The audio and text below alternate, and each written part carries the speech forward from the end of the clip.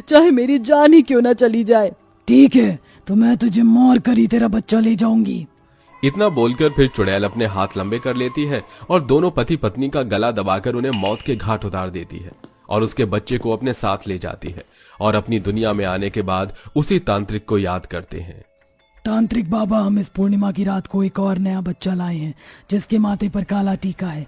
आकर पूजा करिए और हमें श्राप से मुक्त कीजिए ताकि हमारे गांव में भी बच्चे जन्म ले सके और हम फिर से इंसान बन सके। चुड़ैल और भूत के बुलाने पर तांत्रिक बाबा उनकी दुनिया में आता है और बच्चे को देख भूत और चुड़ैल से कहता है, ये वो बच्चा नहीं है जो तुम्हें श्राप से मुक्त कर सके। तुम एक बार फिर गलत बच्चा उठाकर लाए हो, या यूं कहूं कि अब तक उस बच्चे ने इस दुनिया में जन्म ही नहीं लिया। बाबा, क्या आप हमें बता सकते हैं कि वो बच्चा इस दुनिया में कब जन्म लेगा और हम इस श्राप से कब मुक्त होंगे? क्योंकि पिछले 5 सालों में हम हर पूर्णिमा की रात को जाकर बच्चे की तलाश करते हैं और बहुत सी गर्भवती औरतों को बचाते हैं, ये सोचकर कि शायद हमें वो बच्चा मिल जाए जिसकी हमें तलाश है। मैं खुद नहीं जानता, पर तुम्हें इसी तरह से कोशिश करनी होगी। अगर इस श्राप से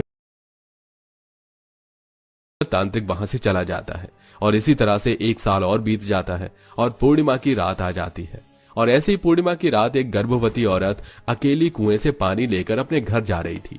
तभी वहां कुछ बदमाश आ जाते हैं। अरे दोस्तों देखो, आज बहुत दिनों बाद हमें हमारा शिकार मिला है। देखो, ये तो पूरी जेवर से लदी हुई है। चलो जल्दी से अपने सारे गहने निकालकर हमारे हवाले कर दो। नहीं, मैं अपने गहने तुम्हें नहीं दे सकती। ये मेरे माता पिता की आखिरी निशानी है। नहीं दे सकती तो मरने के लिए तैयार हो जा। गुंडे गर्भवती औरत के गहने लेने के लिए उसके ऊपर चाकू से वार करने लगते हैं, पर तभी उसके सामने चुड़ैल आ जाती है और उसके पसीने छूटने लगते हैं। कुछ देर बाद उसके पीछे भूत खड़ा हो जाता है और दोनों भूत चुड़ैल मिलकर उन दोनों लड़कों के हाथ पैर तोड़ देते हैं और बड़ी ही बेरहमी से उन्हें मौत के घाट उतार देते हैं।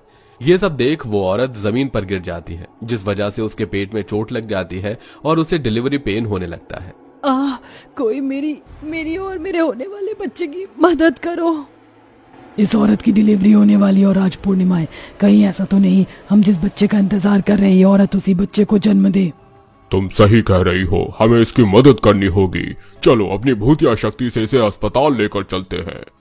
भूत और चुड़ैल मिलकर अपनी भूतिया शक्ति से हवा में उड़ते हुए उस औरत को अस्पताल में ले जाते हैं, जहां वो औरत एक बहुत ही प्यारी सी बच्ची को जन्म देती है और वो भूत चुड़ैल उस औरत के बच्चे को अपने साथ ले जाते हैं। अगली सुबह औरत रोती हुई पूरी घटना गांव वालों को बताती है और गांव वालों से कहती है, वो भूत और चुड़ैल बुरे नहीं हैं।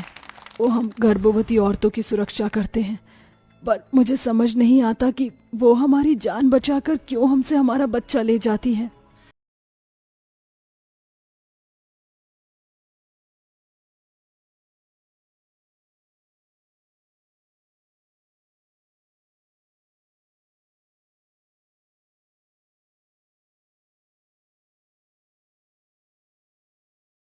और इसी तरह से कुछ महीने बीत जाते हैं।